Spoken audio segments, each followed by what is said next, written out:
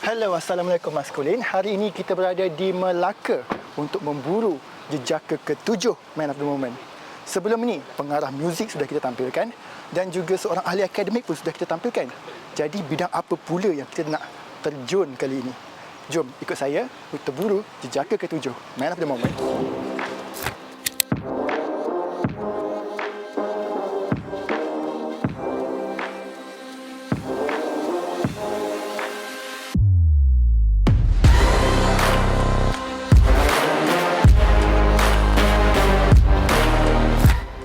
Baiklah Maskulin, di hadapan saya sekarang ini adalah seorang wakil rakyat yang viral di TikTok, iaitu ahli Dewan Undangan Negeri bagi Duyung di Melaka.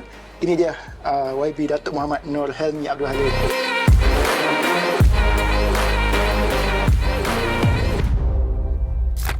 Assalamualaikum YB. Waalaikumsalam warahmatullahi. Pertama sekali saya nak ucapkan terima kasihlah sebab sudi untuk menerima kunjungan tim Maskulin pada hari ini. Patut saya cakap terima kasih kerana memilih saya pula kali ini kan. Tak apalah, kita sama-sama lah berterima kasih. Okey, jadi teruskan pada soalan YB. Untuk soalan pertama saya, kenapa YB memilih untuk menjadi seorang ahli politik? Adakah cita-cita sendiri ataupun dorongan ibu bapa? Bagaimana? Bukanlah kata memilih berada di politik. Saya memilih untuk berada di parti. Kemudian parti yang meletakkan saya untuk menjadikan calon. So, saya sekarang mengulang balik kepercayaan parti itu dan berkhidmat untuk masyarakat membawa dasar parti. Boleh YB kongsikan sedikit apa rutin harian biasa YB sebagai seorang YB, seorang wakil rakyat, sebagai adun itu sendiri? Biasa bangun pagi.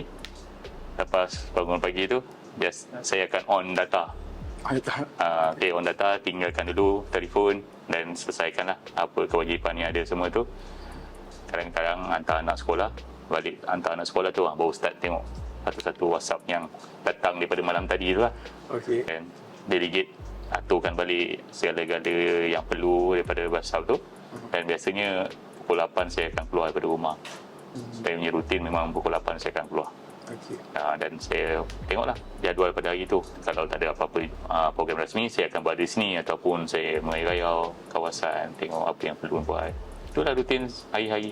Dari segi kepadatan jadual harian itu, adakah setiap hari dia padat ataupun ada juga ada masa lopong juga kan? Tapi Sabtu Ahad pun biasa padat pagi sampai malam. Tapi biasanya orang kata kalau orang yang bekerja ni pada waktu weekdays tu yang mereka yang jadual kerja padat, tapi YB tadi kata hujung minggu yang padat. Mengapa? Hujung minggu sebab kita ada tambahan jemputan kerja kahwin, jemputan kenduri.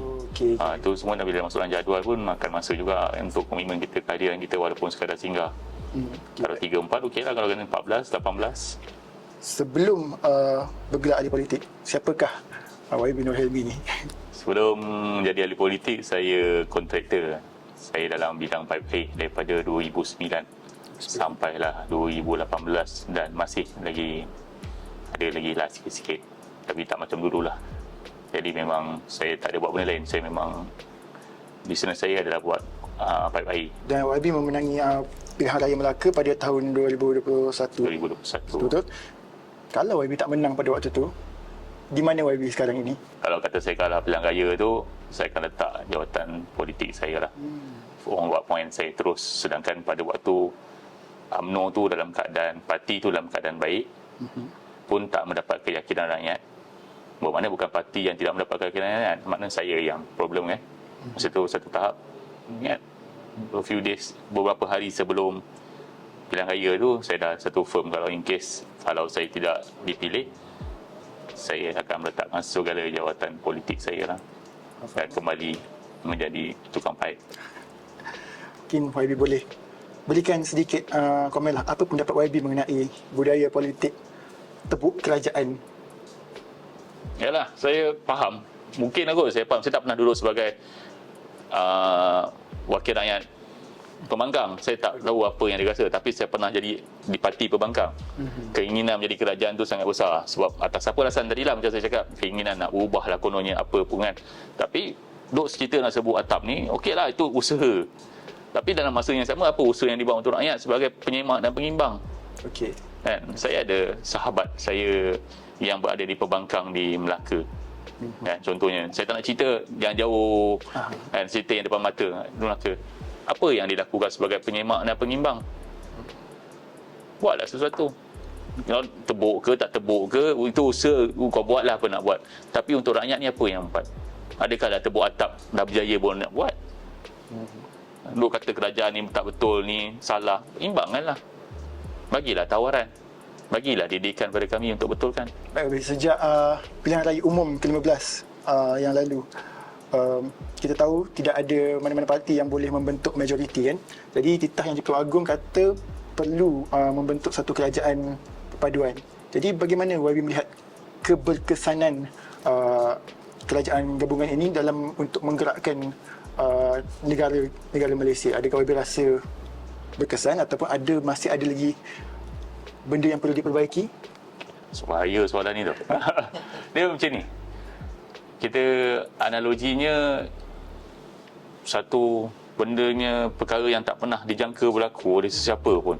Terutamanya ahli parti macam saya.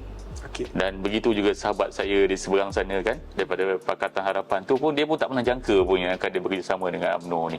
Betul. Satu arahan titah yang Di-Pertuan Agong tu untuk kita melaksanakan pembentukan kerajaan. Jadi UMNO menyahut. Tu di peringkat pusat. Saya komen di peringkat kerajaan negeri. Kerajaan negeri Melaka dibentuk, kerajaan berasal nasional dibentuk lagi awal daripada kerajaan perpaduan ni. Tapi kita rombak di bawah kepimpinan Yang Amat Berhormat Ketua Menteri untuk menyahut titah yang Di-Pertuan Agong untuk membentuk kerajaan perpaduan di Melaka. Okey. Macam tadi Ini tak bertahun ni berlawan ni. Saya ni turun naik mahkamah. Kena saman lah apalah pasal lawankan sahabat saya kat DAP. Senang. Kita cerita konteks Kota Melaka, dia ada dua parti yang dominan, UMNO dan DAP. Berlawan.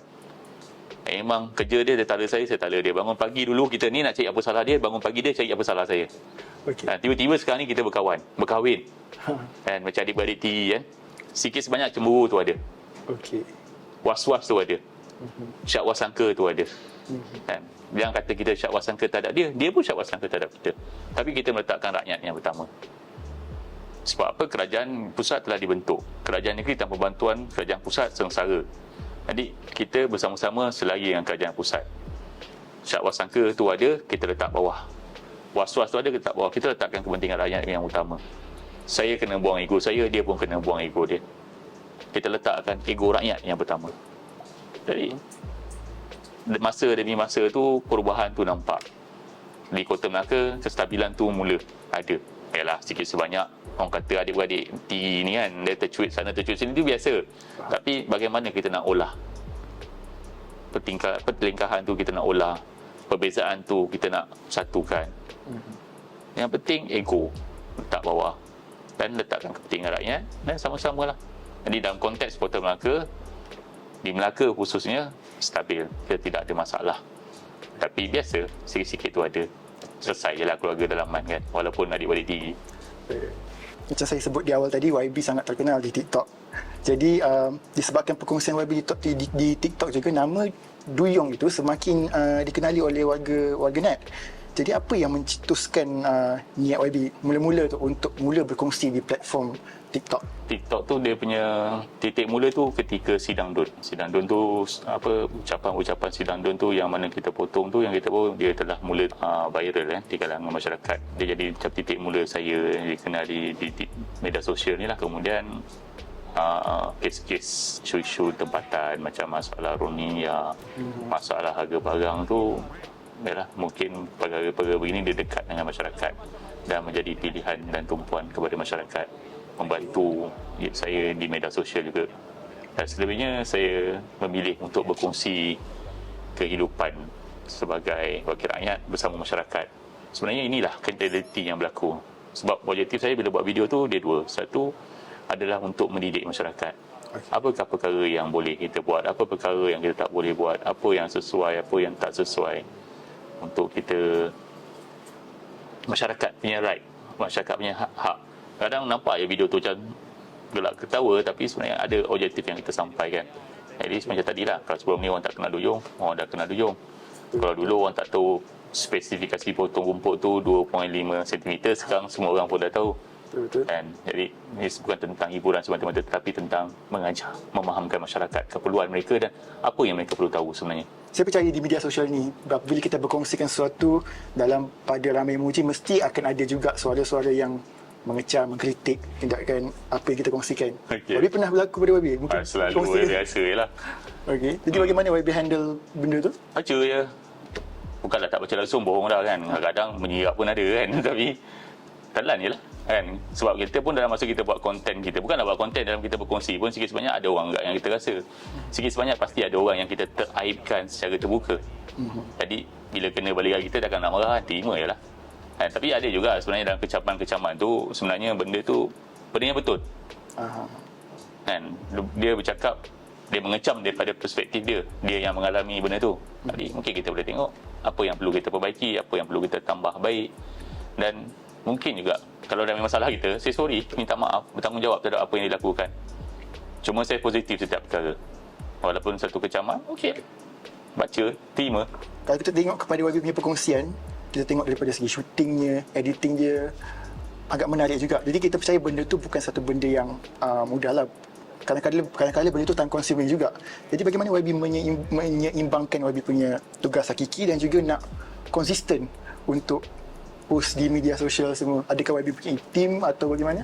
Okey, saya di media sosial saya concentrate pada dua benda. Satu Facebook, satu TikTok. Okey. Facebook straightforward, kebanyakannya adalah gambar, program semua kan. Posting di Facebook saya tulis sendiri. Untuk sendiri. Okey, TikTok ada pegawai yang dedicated yang buat. Dia dulu pegawai saya sewaktu saya menjadi kontraktor. Okey. Tapi bila saya dah tukar profession, takkan saya nak buang dia kerja. Okey. Kan? Semua orang tanya pendidikan dia macam mana, tapi masalahnya pendidikan dia adalah diploma kejuruteraan awam. Saya dia ada option sekarang, sama ada tuan masih nak bersama dengan saya, you kena ubah profession. Jadi content creator. Kan? So dia belajar sendiri, dia usaha sendiri, dan kadang video tu semua tu datang semula jadi. Bukan kata kita naratif tu ada. Cuma hari tu kita ada lawatan. Kita dah tahu ada lawatan. Nasib lah, jadi dia pegang lah kamera tu. Sebab tak tahu waktu bila yang dapat momen yang terbaik. Bukannya kita takkanlah kita nak arahkan uncle tu pergi berlakon cakap macam ni kan. Dia datang terima kita pun dah cukup baik.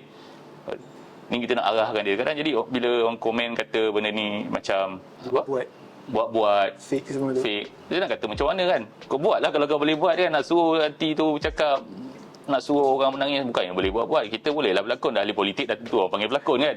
Kejap boleh marah, kejap boleh lembut. Tapi itu adalah realitinya. Konten yang tukang buat ni dia kena bekerja keras lah. Struggle sikit lah dia nak buat kan. Tapi macam biasa lah majikan kan. Dia bukan peduli, tahu siap je. Betul. Baik. Jadi daripada perkongsian YB juga kita boleh tengok yang cara YB menyantuni masyarakat tu cukup mesra. Jadi apa rahsia YB untuk bersifat sangat, orang kata, sempoi lah untuk mendengar pelbagai aduan dan juga permasalahan mereka? Dia satu, dia bukanlah kata mesra luar biasa pun, tapi itu memang biasa. Satu sebab apa, kebanyakan yang ada tu adalah saya kenal mereka. Saya memang orang sini kan. Jadi saya ni besar depan diorang, dan diorang ni pun tua depan saya selalu cakap macam tu. Jadi nakal saya pun saya tahu, garang nakal saya pun dia tahu, dan garang dia dulu waktu muda pun saya tahu macam mana kan. Jadi benda tu biasa je pada saya. Dan kadang yalah, biasalah kita dah biasa, kadang-kadang kasar. Jadi macam tak selesa pada orang, tapi orang lain okey je. Tapi nak kata buat-buat tak adalah. Memang orang kampung yang duduk atas bersila. Kadang bila orang kata YB lain tak pernah jumpa pun duduk atas lantai, saya macam pelik lah, awkward sikit lah kan. Betul ke YB lain tak pernah duduk atas? Saya, kawan-kawan saya okey je. Dengan bezanya nasib saya baik sikit, terdedah di media sosial. Kawan-kawan saya pun semua rajin kat kerja, tapi mungkin belum ada benda yang jadi turning point pada mereka untuk di media sosial. Jadi saya rasa penting untuk seorang wakil rakyat untuk betul-betul mengenal masyarakat itu, saling mengenal antara masyarakat itu sendiri. Ya, itu penting lah. Dan sebab kalau tak kenal macam mana kan. Satu lagi, mungkin wakil rakyat tu tak boleh nak kenal keseluruhannya, tapi ekosistem di kawasan tu kena tahu. Dan yang lagi penting adalah wakil rakyat pun kena kenal wakil rakyat mereka juga. Sebab nanti last sekali nanti wakil rakyat tak bekerja, wakil rakyat tak buat apa-apa, padahal nak mati wakil rakyat ni kulu kilir buat-buat, tapi tak ada orang perasan. Sebab apa tak didedahkan. Ada tak pengalaman yang YB tak boleh nak lupakan sepanjang menggalas tugasan sebagai adun di kawasan Duyung ni? Dia banyak lah. Ada banyak benda yang meninggalkan kesan. Dia bila mana ada permintaan tu, kita tahu dia layak, dia perlu, tapi kita tak dapat nak bantu. Kadang benda tu kan, kadang ada benda yang kesan orang tu kita tak perasan lama dah. Kita datang pun dia dah sengsara, kesan pada tu lambat. Benda tu macam kata kesan lah. Tapi macam Selalu yang menjadi kesan pada saya ada kita 3 kali mohon katil dia pun, tapi kerana kita tak simpan stok katil tu, katil sampai dia pun dah meninggal. Saya 3 kali jadi macam tu. Sejak daripada tu saya ada galat sikit lah. Kalau hari ni saya tengok dia dah terhantar tu, kalau boleh besok tak hantar. Ada yang kita dah hantar katil, tak sebab pakai katil meninggal pun ada. Tapi dah kurang rasa galat dah pasal katil dah sampai kan. Kita bagi alasan barang tak sampai. Memang betul barang tak sampai pun, tapi dah meninggal kan. Saya rasa galat lah. Benda macam tu agak paling terkesan di hati lah. Itu semua satu pejabat kena buran lah tu. Lambat. Sepanjang YB bertugas, daripada pelbagai aduan yang YB pernah terima, ada tak aduan-aduan yang YB rasa macam tidak begitu realistik ataupun pelik yang YB sendiri pun tak tahu macam mana nak usahakan? Banyak kan. Kadang-kadang ada yang telefon minta, "Cik, YB ni pakcik minta tolong telefon pengarah hospital. Asal cik kan ni minta tolong potong kaki pakcik cepat sikit." Macam mana ni kan? Apa pasal jadi macam ni cik kan? Dia kata, pakcik kata ni pakcik ni dah 3 minggu kat hospital ni, nak potong-potong tak jadi, nak potong-potong tak jadi ni kan. Aku dah tak tahan duduk hospital ni, aku nak keluar, potonglah kaki aku cepat. Macam mana saya telefon pengarah ni? Okey. Nak telefon boleh telefon, macam mana saya nak cakap dengan pengarah tolong potong kaki pakcik ni cepat? Kan? Dia telefon jugalah kan. Pakcik tu pengarah pun gelak lah dengar kan. Tapi nak jadikan tak ada, memang kebetulan hari tu pun potong kaki dia. Okey. Dapatlah 2-3 hari tu dia keluar hospital. Tu antara yang contoh-contoh lah. Yang pelik-pelik ni biasa lah kan. Okay, jadi dalam menyantuni rakyat, saya tertanya-tanya juga apa prinsip yang YB pegang, apa perkara yang paling penting sekali dalam nak menyantuni rakyat di kawasan yang YB pegang ni? Itu bila pergi tu kita tahu tanggungjawab kita kat mana. Jadi saya pun dalam perkongsian saya di media pun kita mengajar, menerangkan. Sebab kadang-kadang ni ada masanya permintaan rakyat ni tak munasabah. Okey. Dan ada yang permintaannya tak layak pun untuk mereka. Banyak perkara. Jadi saya datang meletakkan perkara tu pada tempat yang betul. Sebab dulu bila mana saya mewarisi pentadbiran ni, saya tengok ada satu sifat yang mereka takut untuk mengatakan tidak boleh. Kan? Walaupun kadang-kadang kepimpinan tu dah tahu benda ni tak boleh. Dia masih lagi mengatakan insya-Allah saya cuba. Padahal jawapan tu dah tahu dah. Dan orang yang menerima perkara ni berharap tunggu tu yang bila datang, bila saya mengambil tempat ni, datang kata benda ni dah diminta 8 tahun, 9 tahun. Sedangkan kita dah tahu lah jawapan bentuk perkara ni tak boleh. Jadi perkara yang tu saya pegang, kalau tak boleh saya kata tak boleh lah. Mungkin nanti dia akan terluka, mungkin dia akan marah, tapi itulah hakikat yang berlaku. Buat macam tu pun, esok pun jawapan saya tetap tak boleh, buat lusa pun tetap tak boleh. Saya kena berterus terang lah. Terus terang je. Jangan tipu, apa nak tipu. Nanti buat mereka ternanti-nanti lah. At least kita terangkan pada mereka kenapa tak boleh. Ini dah sebab dia syarat dia tak penuhi ni. Kalau nak penuhkan buat macam ni, buat macam ni. Ada yang terima, ada yang tak terima, tapi apa saya nak buat? Jadi sepanjang YB berkhidmat, YB ada sebarang hasrat yang belum lagi terlaksana? Memang kita ada hasrat yang belum lagi sampai, tapi limitation kuasa tu bukan pada saya untuk menjadikan dirinya macam untuk selesaikan masalah pendatang pelarian di tempat saya kan. Saya hanya tahap saya dapat kurangkan je. Saya tak dapat nak bersihkan sebab sempadan kuasa tu bukan pada saya. Jadi kita tahu tugas YB ni bukan satu tugas yang mudah.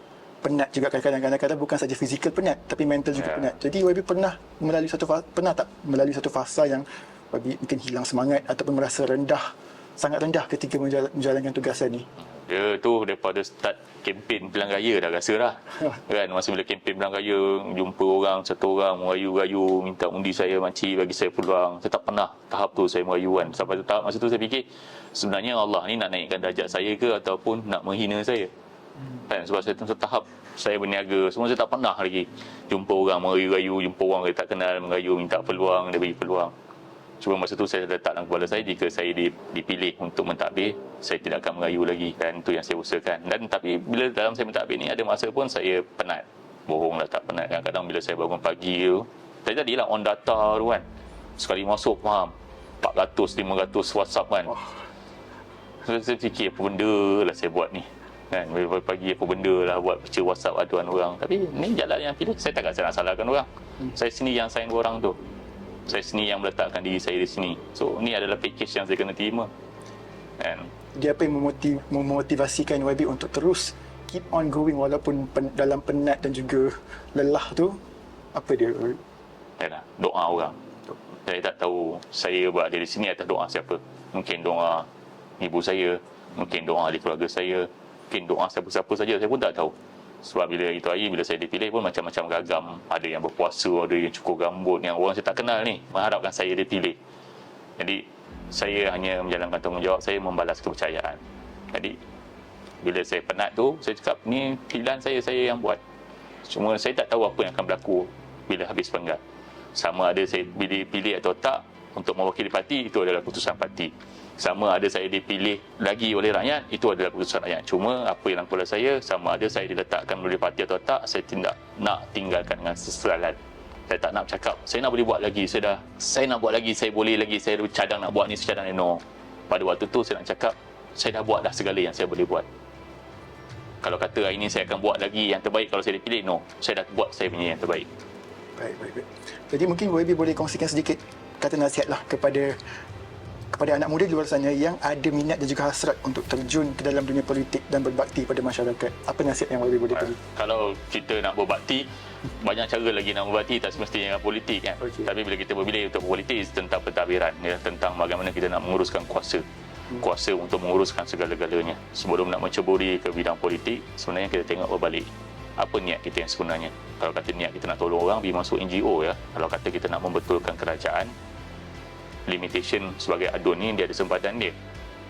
Kalau dia kata nak jadi apa-apa saja, tapi kita tengok balik apa yang sebenarnya kita nak bagi. Orang ramai tanya kenapa saya tak bercerita pasal parti, bagaimana bila macam-macam lah tadi, hal-hal yang ada di keliling kita ni, saling salah menyalahkan kan. Tapi saya tak ambil pusing. Bukan saya tak ambil pusing. Pada saya bukan kepentingan saya pada waktu ni. Saya dah dipilih dah pun. Kalau saya melayan benda ni, bila saya nak selesaikan kerja saya. Jadi saya percaya hari ni kalau saya tak pakai baju parti sekalipun, kalau kita dah memberikan yang akan terbaik, orang akan tahu kita daripada parti mana. Tak perlu kita nak cerita parti kita baik, parti itu buruk kan. Sebab baik dan buruk itu adalah bergantung pada persepsi masing-masing, penilaian masing-masing. Kita tak boleh lah nak kata orang ni kena tipu, orang ni kena bohong, no. Sebab itu ada pilihan. Takkanlah dia tak tahu benda tu betul ke bohong kan. Dia menilai benda tu jadi betul, takkan nak kata salah. Jadi pada saya, buatlah yang terbaik sehingga kepercayaan tu datang kembali. Bukan kita nak kempen untuk siapa kena kita. Baik, jadi itulah sedikit sebanyak yang dapat kita korek daripada YB Datuk Muhammad Nur Helmi. Jadi saya harap anda suka dengan episod ini dan mungkin anda boleh komen di bawah selepas ini siapa yang anda ingin lihat sebagai man of the moment. Dan jangan lupa muat turun aplikasi sini agar anda tidak ketinggalan dengan sebarang konten daripada Maskulin selepas ini. Bukan sahaja daripada Maskulin, daripada Rasa, keluarga, media hiburan dan banyak lagi kerana segalanya ada di sini. Jumpa lagi dalam episod akan datang. Saya Lizan Yuslan. Assalamualaikum.